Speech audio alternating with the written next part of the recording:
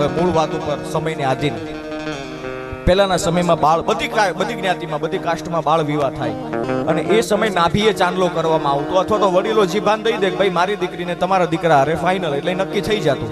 હરેક જ્ઞાતિમાં એવું નહીં કે એક જ્ઞાતિમાં બધી જ્ઞાતિમાં બાળ વિવાહ થતા વર્ષો પહેલાની વાત. એમાં એક યુવાનના બાળ વિવાહ થઈ ગયા છે અને યુવાન છે ઘોડા ઉપર અસવાર થઈ બાગડતા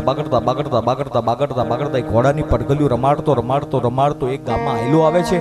ચૈતર મહિનાના ધોમ તડકાની પરોઢ છે. એમ કહેવાય પરોઢ હોવા છતાં પરસેવો હાલ્યો જાય છે. આવી ગરમી છે, પરોઢના ટાઈમે પરસેવો હાલ્યો જાય છે. અને કૂવો હોય છે, એમાં કૂવાની બધી પનિહારીઓ છે, કૂવાની હેલ લઈ અને પાણી ભરવા માટે આવે છે.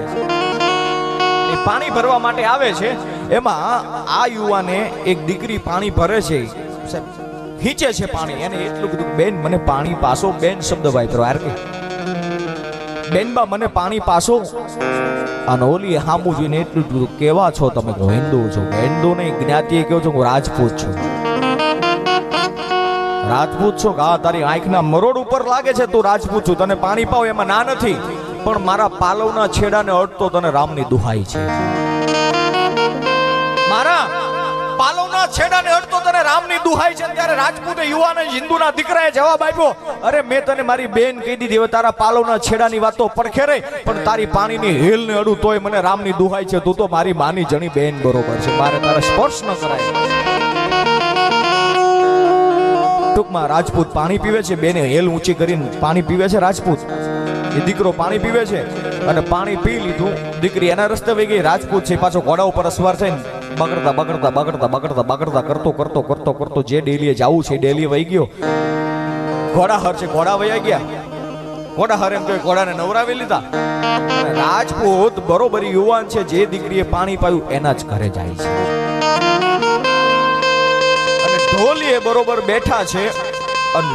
હજી વાતું ચીતું હાલે છે મામા ને ભાણેજ ને. આમ મામા ભાણેજ થાય ને આમ હાહરા જમાઈ થાય. વાતું ચીતું હાલે છે. જે દીકરીએ પાણી પી એ દીકરી પાછી ડેલીમાં આવી. ડેલીમાં તો આવી પણ સીધી એમ કહેવાય રસોઈ એમ કહેવાય કે પાણી હારે ન ગઈ. પાણીની હેલ મૂકવા પાણી હારે ન ગઈ, પણ પોતાની જનેતા જે ઓરડામાં હતી, જે સૈનકક્ષમાં હતી, એ સૈનકક્ષમાં દીકરી ઉતાવળા ડગલા ભરીને ગઈ. સડાપ ડગલા ભરતી એમ કે દીકરી એના માના ઓરડામાં વહી ગઈ છે. અને માના ઓરડામાં ગયા પછી દીકરીએ પૂછ્યું, માં આવ્યું છે એ કોણ છે? બેટા તું પેલા પાણીની હેલ તો પાણી હારે મૂક. નહીં મારી વાત પડખે છે. પેલા ઈ તમે મને કહો કે આપણા ઘરના ઢોલિયામાં બેઠું છે, મારા બાપુની હારે વાત કરે છે, આવેલ યુવાન છે કોણ? બેટા પાણીની હેલ તો મૂક. નહીં માં હવે ન કેતો, મારું મરતું મોઢું જો. અન જનેતાએ જવાબ આપ્યો, આવ્યું છે બીજું કોઈ નહીં, તારો ભરથાર છે, એ તારો ધણી છે. અન વિચારના ઓળા મીંડા ચડવા સાહેબ કૂવો યાદ આવ્યો. અરે તારા પાલવના છેડાને અડવાની વાત તો પડખે રહી, પણ તારી પાણીની હેલને અડું તોય મને રામની દુહાઈ છે. તું તો મારી માની જણી બેન. સાહેબ હાથ ફેરા ફરાય છે, વેલણું લઈ અને એમ કે પાછા વયા જાય છે. અને લગ્ન પછી ચોરીના હાથ ફેરા પછી પોતે પતિ પત્ની મટી અને ભાઈ બેન જેવું જીવન વીતવા માંડ્યા. કેમ કે એ તો શબ્દની કિંમત હતી નહીં, જીભાનની કિંમત હતી. અને પોતાના સૈનકક્ષમાં ગયા, પોતાના ઓરડામાં ગયા. સાહેબ મર્યાદા મૂકીને વાત નથી કરતો, પણ પોતાના ઓરડામાં જાય અને પોતાના સૈનકક્ષમાં બેયની પથારી છે, વચ્ચે તલવારની આડ કરી અને પુરુષે કીધું કે લઈ લે હાથમાં માળાનો બેરખો. તું તો મારી માં છો, તું તો મારી બેન છો, હવે મારે તને સ્પર્શ ન કરાય. મેં તને સોગંદ આપી છે, તું તો મારી માં જણી બેન છો. હવે હું તને અડું તો મારો રામ રૂઠે, મારી જનેતા રૂઠે. સાહેબ 7 વર્ષ 8 વર્ષ 9 વર્ષ 10 વર્ષ માથેથી પસાર થઈ ગયા. પતિ પત્ની મટી અને ભાઈ બેન જેવું જીવન જીવવા માંડ્યા. વિચાર કરજો, તમારામાં પવિત્રતા હોય તો આજે પણ રામને આવવું છે, આજે પણ કૃષ્ણને આવવું છે, આજે પણ નારાયણને આવવું છે, પણ પવિત્રતા કાળજામાં પોતાની બાપની હોય તોય આવા તૈયાર છે. 10 વર્ષ પછી ઈ દીકરીને પોતાની નણંદ પોતાના હાહુ મેણા મારે છે કે તું તો અભાગણી છું, 10 વર્ષ છતાં તારા પેટે સંતાન જન્મ નથી લેતું. મેણું કોઈની મારી નહીં, મેણું માથાનો ઘા. અને પછી ઈ દીકરી છે પોતાના ભરથારને જે વ્યક્તિની સાથે સંસાર માંડવાનો પડખે મૂકીને ભાઈ બહેનનું જીવન પસાર કરતી હતી, એ દીકરીએ પોતાના એ ભાઈને બોલાવ્યો, પોતાનો ભરથાર કહેવાય એને બોલાવીને એટલું જ કીધું, સાંભળ્યું તમે હવે મારી બેન યુવાન થઈ ગઈ છે, કે મન ડગે છે તારું? વિશ્વાસ નથી રહ્યો? નહીં, મન નથી ડગતું. તો મને તમારા બાના મેણા નથી સંભળાતા, મને તમારી બેનના મેણા નથી સંભળાતા. જે દિવસે આપણા લગ્ન થયા ને ત્યારે મારી બેન નાની ઉંમરની હતી ને હવે યુવાન થઈ ગઈ છે. બીજું કાંઈ નહીં, હું મારા બાપુની પાસે જાઉં અને મારા બાપુને તમારી વાત મારા બાપુની કાને મૂકું, મારા નાની બેન હારે તમે લગ્ન કરો. એ સમયમાં 2 વાર લગ્ન થતા.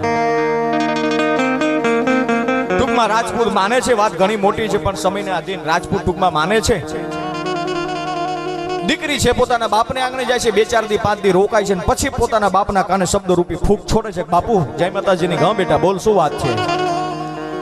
બાપુ આજ મારે સંતાનની પ્રાપ્તિ નથી. હવે હું જેની હારે પરણીને ગઈ છું એ કાલ સવાર બીજા લગ્ન કરે અને કોઈ દીકરી આવે અને મારે એને ભળે કે ન ભળે, ખોટી તકલીફ થાય એની કરતાં મને હથેળીમાં રાખે છે, મને આમ દામ અને ઠામ છે, મારે કોઈ પણ પ્રકારની તકલીફ નથી, મને હોનાના હિંડોળે હિંચકાવે છે, કાંઈ દખ નથી મારે, પણ સંતાનની પ્રાપ્તિ નથી એટલા માટે થઈ બીજું ઘર માંડે. એની કરતા જો તમે મારી નાની બેનનો હાથ જોઈ રાજપૂતને હોપો તો બાપુ હું બહુ રાજી થાઉં.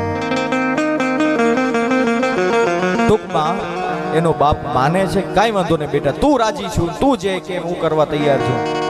નાની બેનનું બાવડું રાજપૂતને હોપે અને પાછું વેલણું આવ્યું, ચોરીના હાથ ફેરા ફેરા જાન વિદાય લેવાનું ટાણું આવ્યું. સાહેબ હવે વાતમાં ધ્યાન દેજો મારી માવડી.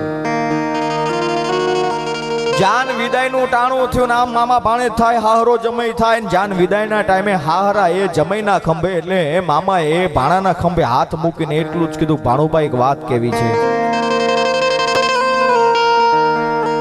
ભાણુબા, હા મામા એક વાત કેવી છે, એક વચન માંગવું છે, આપશો તમે? ઘરે મામા તમે કહો મારું માથું ઉતારી ન આપી દઉં તો હું તમારો ભાણે જ મટી જાઉં. કે ભાણુબા માથું ઉતારવાથી કઠિન છે, આપશો મને? હા બોલો મામા, શું ખપે તમને? ત્યારે મામા એ પ્રશ્ન કર્યો, ભાણુબા હા જેવી રીતે મારી મોટી દીકરીને રાખી એવી ને એવી રીતે જો મારી નાની દીકરીને ન રાખતો તો ને રામની દુહાઈ છે.